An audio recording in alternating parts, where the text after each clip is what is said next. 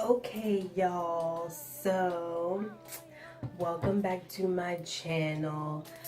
Today is just gonna be a quick story time video, and it's gonna be dedicated to my son Aiden because his birthday is coming up, and I want to do a story time, my labor story, and I really want to share that with you guys because this has been that was like the craziest delivery I've ever experienced, and I've only had, you know, 2 children, so I'm kind of just like, wow. But yeah, so let's just get down to it. I want to say, well, first off, I want to start out with Aiden is turning 1, of course. If you don't know, yeah, this is my youngest son. His name is Aiden, and he's turning 1. And oh, it's been a crazy year, but yeah, that's my baby boy. And what I think that, you know, when you have 2 kids, you suddenly start to realize like what life is all about. Like, it's not just all about you, you know, putting yourself aside, you know, for your kids, but it's just about your kids in general. Like, you gotta keep them happy. And, you know, that's really just been my job lately, just for the past year, just trying to keep both my babies happy. But yeah, so Aiden's due date was originally August the 12th, 2016. That was the estimated due date all around. I think it kind of flip-flopped around maybe once or twice the entire time I was pregnant, but not too bad. Yeah, so that was his due date. And I can't tell you, when you're pregnant for like a whole 9 months straight through, it feels like the longest time ever. But as soon as you have them, the year goes by so damn fast. So that's just where that is at. So I want to say July, what was it, July? I think it was July 29th. That was my first full term doctor's appointment. And what made it really weird is that I actually thought that my doctor's appointment was on a Thursday.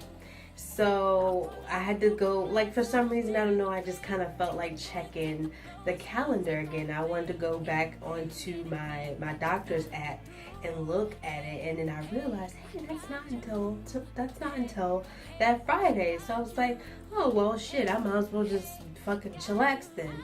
So I'm chilling. Now, I am 37 weeks pregnant at this point. I didn't quite hit 38 weeks, so I was 37 weeks pregnant, and I was tired, y'all. Like, I was not feeling it. I felt kind of okay, you know, like I wasn't sick or anything, but I did notice Aiden stopped moving around a lot. Like, he was very fidgety when I was pregnant with him. But I noticed he did stop moving, but it wasn't a concerning type thing. You know, because at the end, like when you're pregnant, they tell you that towards the end of your pregnancy, babies don't move as much because they run out of room. So I'm thinking, oh, he's probably just chilling, he's asleep or something like that, you know. I could still feel him breathing, I could still feel him hicking up and everything, so that didn't really alarm me. I didn't really think anything of it. So I'm just, me and Aiden's dad were getting everything prepared. You know, we got his crib up, we're ready. I noticed that I still had a little bit more things to do that week, and I really wanted to get all that done. But I didn't, so the day of the doctor's appointment, I'm really like, I'm not confident because I know the previous doctor's appointments before that, I really wanted to know how much I was dilated. Every doctor's appointment I went, they checked my cervix. Lo and behold, I wasn't dilated any. So I'm going to my doctor's appointment thinking I'm not finna have a baby no time soon. Aiden is comfortable as fuck. He ain't coming out. he gonna come out when he wants. So at this point, I'm thinking, oh my God, I'm 30, 37 weeks, 38 weeks, and this baby is not coming out. I just feel like I'm gonna need to be induced. So July 29th comes the actual doctor's appointment day. It felt kind of strange because my original OB sent me somewhere to another location to get a referral done for the hospital, because the hospital that I was going to, that was the only one that accepted my insurance. So that's the one I had to go to. Pretty cool hospital. I didn't have anything against it. So I go, I just hit 38 weeks, July 29th, 2016. I'm 38 weeks, I'm fine. I'm feeling fine. You know, me and Aidens said we go to the doctor's appointment. He leaves work early to take me to the doctor's appointment because that's just what he did. He was very involved in the pregnancy, so he didn't miss it. He left work, he said, oh, it's just a routine doctor's appointment, I'm gonna go. Bam. It felt kind of stuck because I was like, you know, I don't really need you to take me. Like, I can go by myself. I wasn't driving, but I knew how to get there via public transportation, or he probably would have paid my way via Lyft or Uber. So, I mean, I was okay with that. I was okay with going by myself. He was like, no, I'll go anyway. I kind of need an excuse to get out of work. I was like, okay, sure, fine, whatever. So, we get to the doctor's appointment. I have a new OB just for that day. I go and get my height, my weight. All my vitals look fine. I noticed I had gained like 5 more pounds. I was kind of surprised because I really wasn't expecting that.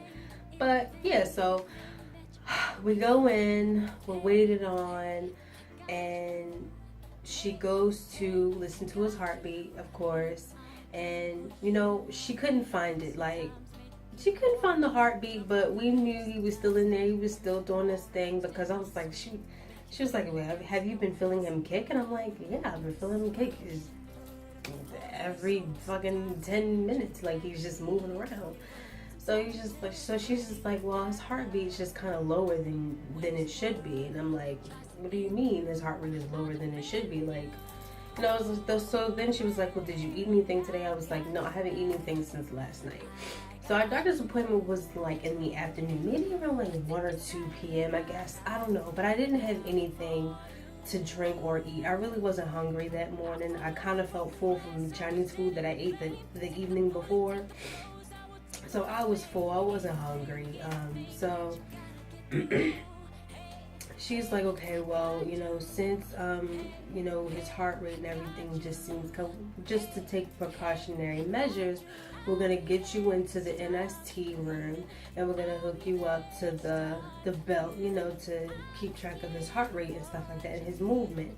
And I'm like, okay, sure, fine, whatever. At this point, I'm kind of mad because I have this new OB telling me that I'm having a problem with my baby, and the entire time I've been going to my original OB, there hasn't been a problem.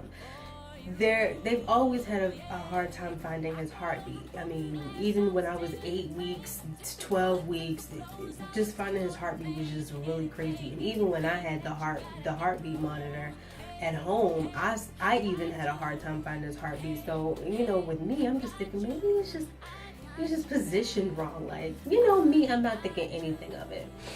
So we go into the NST room about 15-20 minutes later. They come in, they look at the monitor, and they see that there still hasn't been any movement. His heart rate is still low. So they're like, okay, well, you want some juice? They gave me some apple juice, they gave me crackers, they gave me anything they could find in there. It was like, well, maybe he's asleep, you should wake him up. And I'm like, okay, well, I'm eating the crackers, I'm drinking orange juice, I'm even wiggling my stomach, y'all. Like, I'm poking him, I'm doing everything possible that I can to make sure that this baby is moving.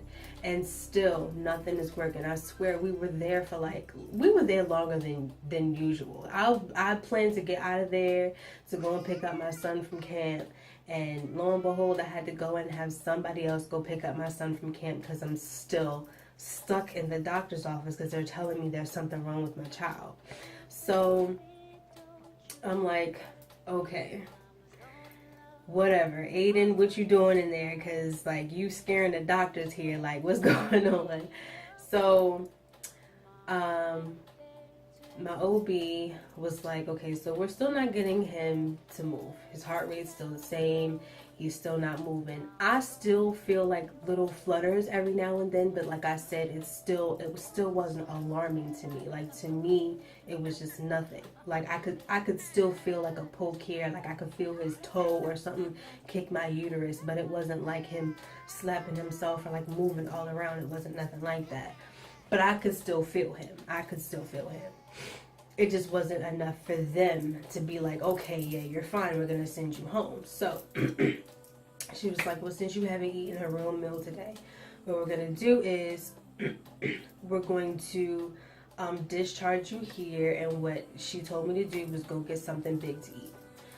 And then once I go get something big to eat, they want to get me to the hospital to get the actual hospital NST machine, so that way I can be tested out. And I'm like, okay, sure, fine, because she was just really concerned. Like, she was just, I really feel better, I feel better sending you to the hospital than sending you home. So I was like, okay, we can go do that. So me and Aiden's dad, we went to go to Boardwalk Fries, and I think I had like this tasty ass wrap. It was delicious, and some good ass fries and a Dr. Pepper. Can't go wrong with a Dr. Pepper. Anyway, so I had that. We eat, we sit there, and then we wait, of course, and then we drive on over to the hospital. The labor and delivery had already been called by the OB. They already knew I was coming. They were waiting for me. So I go in. They put me in a little room. I'm hooked up to the monitor once again. They are still continuing to feed me all kinds of things. Juice, water, ginger ale. I'm so uncomfortable at this point. So I noticed something was a little bit different with my body when I entered the emergency room, because after they sent me all that stuff, I started peeing a lot more. But then I thought it was because they're giving me a whole lot of liquid and I have a heavy baby on my uterus and my bladder. Of course, I'm going to have to pee every 2 seconds. Literally, y'all, I was up every 5 to 10 minutes going to the bathroom because I had to pee just that bad. And then I noticed that I was having lots of back pain, and then it started getting a little bit worse towards the end of time. I think we were in that NST room for about 4 or 5 hours before, 4 or 5 hours. And nothing had changed. Aiden's behavior was still the same. I mean, and it got really gruesome because they kept coming in, checking my cervix. The nurse was like, no, you're still not dilated any. Like, are you feeling okay? Are you feeling any pain? Do you feel him kicking you? I'm like, yes, I feel him. I can feel flutters in my stomach. I know that, like, he's in there moving around. So they would even come around and start like poking him in my stomach and stuff like that to make sure, everything was fine. They would see like him like on the monitor, like, maybe like jab or move his foot or something, but it still wasn't enough movement for them to send me home. So they kept checking my cervix. I'm still peeing, and then my back pain started to get a lot worse. I'm not thinking anything of it because I have scoliosis, so I'm thinking maybe it's just this uncomfortable goddamn chair I'm sitting in. I've been sitting in this goddamn chair for 5 hours, and I'm getting up, continuously unhooking myself from the monitor to get up and go pee. Like, I'm just uncomfortable at this point. Like, I just feel really weird. And I think they checked my cervix like 3 or 4 times, and I still wasn't dilated any. So I want to say maybe around 8 or 9 o'clock, the nurse finally comes in and says, oh no, I'm sorry. Let me rewind. There's one part I did forget. They wanted me to get an ultrasound. They were really concerned with everything that was going on. So I had to go all the way downstairs and get an ultrasound. Me and Aiden's father were all wheeled all the way down to the basement, like 10 floors to go and get this ultrasound. Even the ultrasound technician had the little the wand or whatever on my stomach, was wiggling it. He was not moving. Like she could see him breathing, but he was not moving. Like he was not moving.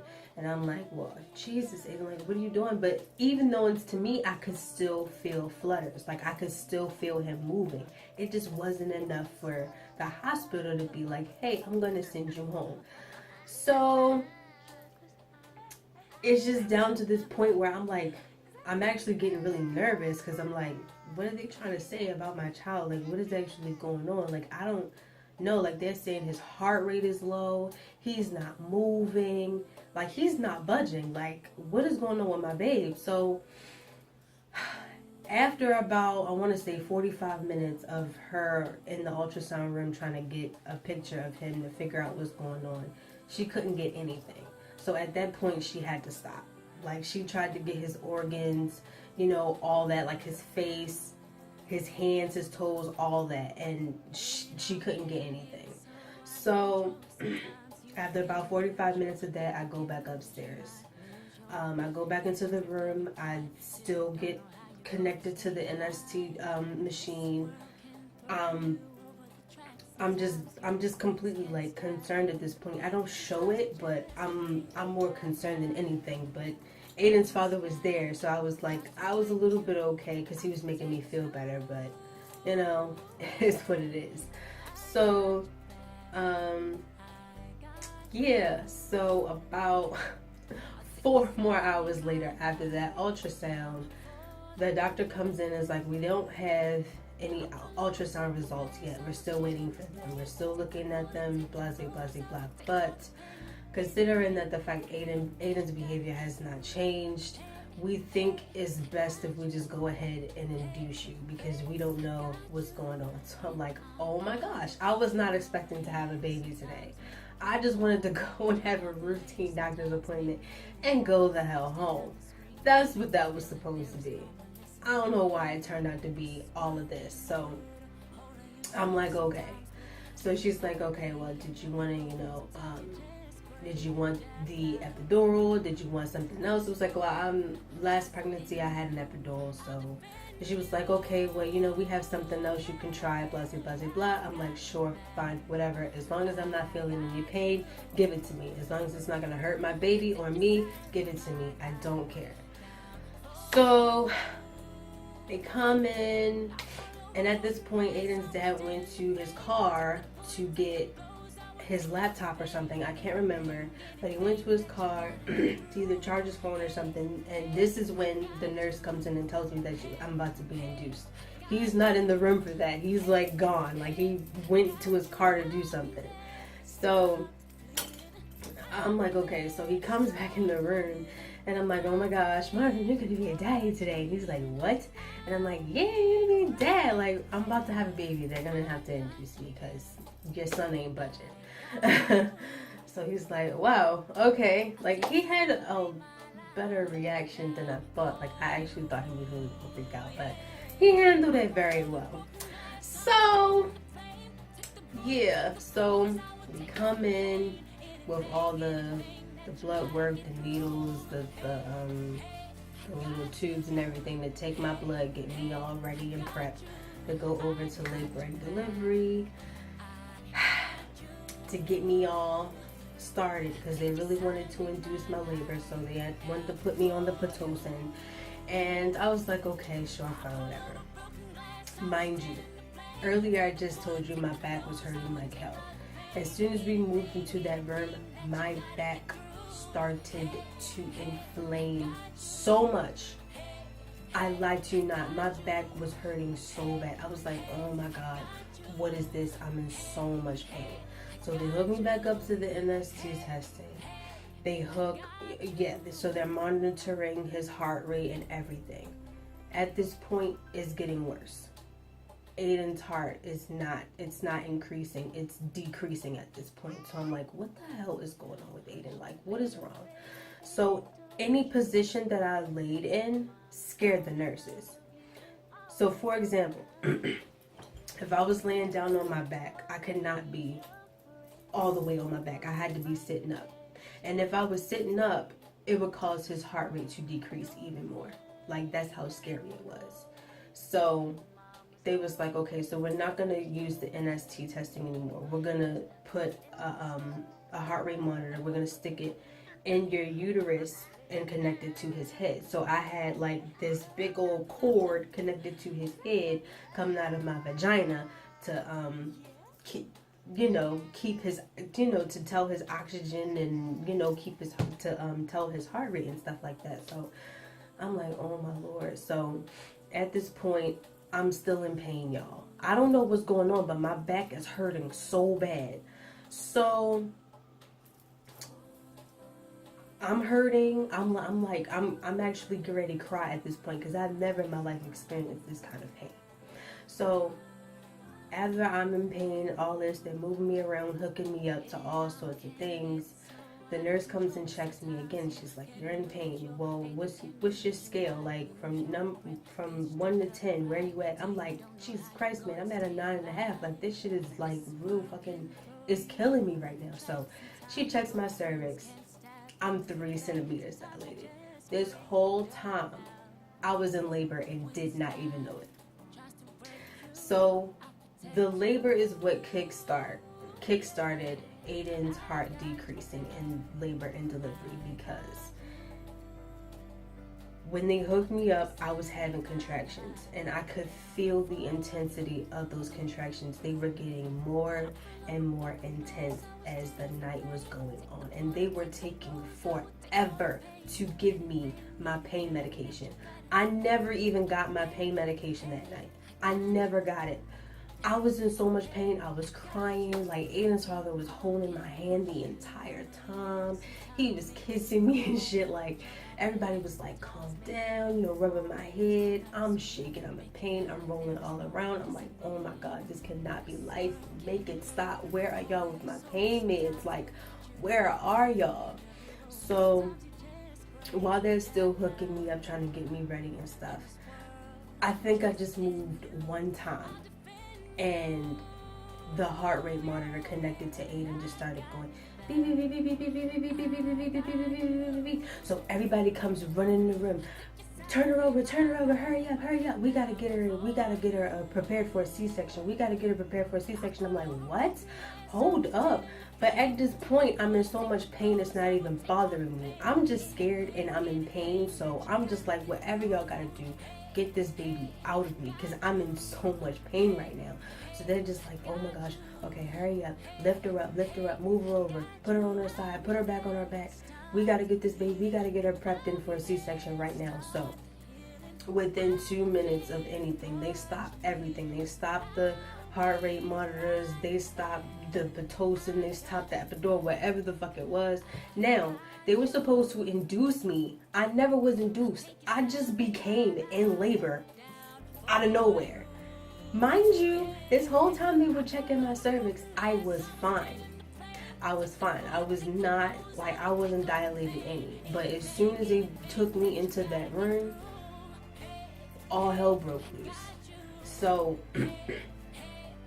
Aiden's heart rate just kept dropping. It just kept dropping. So I'm like, oh my God, I'm fucking scared. Like, what the hell is wrong with my child?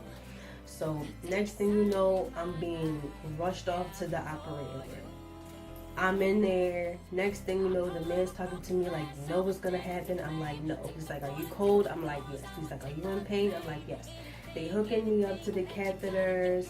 They getting me ready. They putting the EKG shit on my chest, and that's all I can remember. No, I remember the male nurse telling me, okay, well, we're gonna put you to sleep, and when we're all done, you'll be awake. And I'm like, okay, sure, fine, whatever. So next thing you know, I'm out. I don't remember anything after that. I don't. All I remember is the catheter being put in me and the male nurse telling me that I'm going to be put to sleep. And then next thing you know, I'm out. I'm asleep. So fast forwarding, I'm in the labor delivery room. Marvin's still holding my hand. I wake up, I'm still in fucking pain.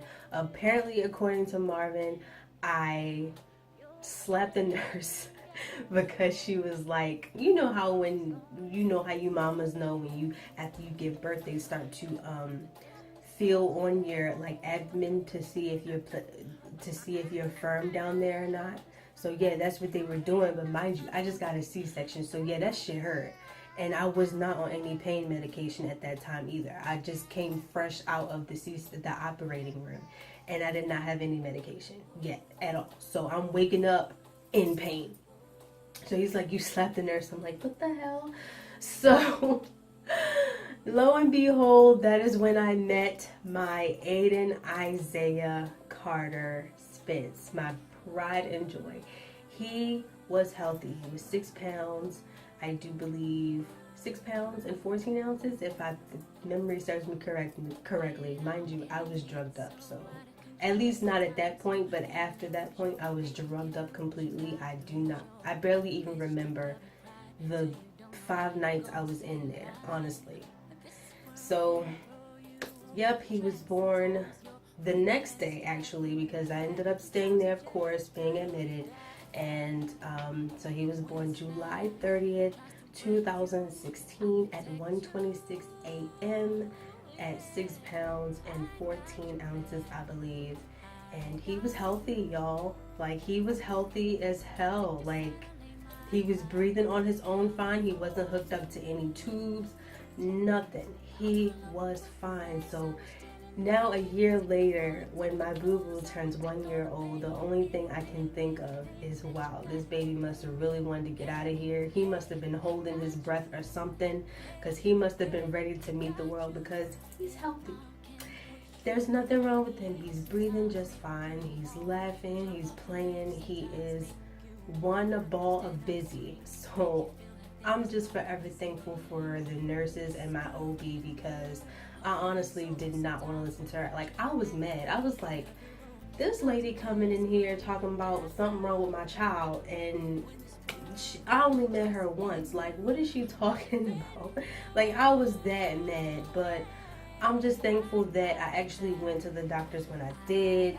I'm glad that I got to talk to her, meet her when I did, because I don't know what that situation could have resulted in if she did not tell me to go to the hospital. Because if she was just some regular OBGYN who did not give a fuck about her job or her patient, she would have sent me home, and I don't know what could have happened to my baby. So I'm just glad that that turned out that way, even though it scared the bejesus out of me, because I really swear to God something was wrong with my child.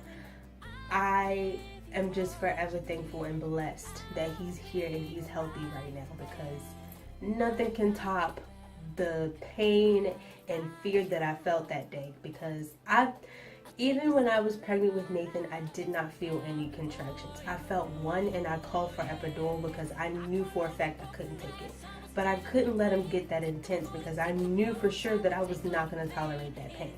I knew it. So I didn't really get a chance to feel contractions before. That was my actual first time feeling very intense contractions. That was my very first time ever feeling so much pain. And the recovery period, like, I tell you, C-sections are nothing to play with. And a lot of moms will sit here and tell you, oh, you know, it's just the easy way out. Hell the no. It ain't the easy way out. Hell the no, it ain't. Because if you think that being on bed rest for 6 to 8 weeks, not being able to move, and being like living here on your own, and ain't nobody gonna come and help you take care of that baby, because mind you, me and Marvin were not living together. So anything I had to do, his bottles had to be made, they had to be put next to me, his diapers had to be put next to me, because I could not move. I could not move. And then I was drugged up, like, most of the time I was in the hospital, so I can barely remember anything. I think I slept most of the time I was there. And luckily Marvin was there, because Aiden would not have been getting any attention from me, I can honestly say, because I was in that much pain. I had to be on oxys, Tylenol, whatever the case may be. I just was not feeling it. I was out. Like, C-section pain has been the worst pain for me by far. Never again will I ever want to experience that. I am so thankful for that journey, because I had, you know, Nathan vaginally, and I had an epidural, so I didn't really get a chance to feel that kind of pain. But this pain here was the worst. But I'm thankful that I got to actually experience it. It was definitely an experience and journey, and I'm just thankful that it happened. I'm not glad that it happened, but I'm thankful that it happened, and I'm thankful that he's here and he's healthy. And I do still question, you know, Aiden, like what was going on that day, because I just wanted to go and, you know, have a routine doctor's appointment and go back home. But you decided you wanted to make your grand entrance by scaring all the nurses and doctors, like what's up? So yes, my boo-boo is about to be 1 year old, and this has been one hell of a year. But I'm just thankful that I got to experience with him and Nathan all at the same time, because I was so scared about being a mother of two, and I actually thought it was going to be very overwhelming. It did get a little bit overwhelming the first couple months, and I can say that I'm not a perfect mom, and we all make our mistakes, and if you're a good mom, if you're a caring mom, then you will get overwhelmed. I know there are some moms out there who swear by God they don't get overwhelmed, they don't get scared. I mean, that's on you, boo-boo, but an average mom is going to feel how she feel, and if you're feeling overwhelmed, trust me, it's completely normal. Even if you're on your first kid or your third kid or your fourth, it's going to be overwhelming. You just got to take those steps, and you got to have your support system. And one thing for me that I knew I had was Aiden's dad. He was number one on my list. And I can tell you that because without him, I honestly don't think I would have made it. That C-section really took a lot out of me, and I'm thankful for that. And I'm thankful that Aiden has a father that would have protected me and protect him in all the same equality, because that kind of love you just won't get.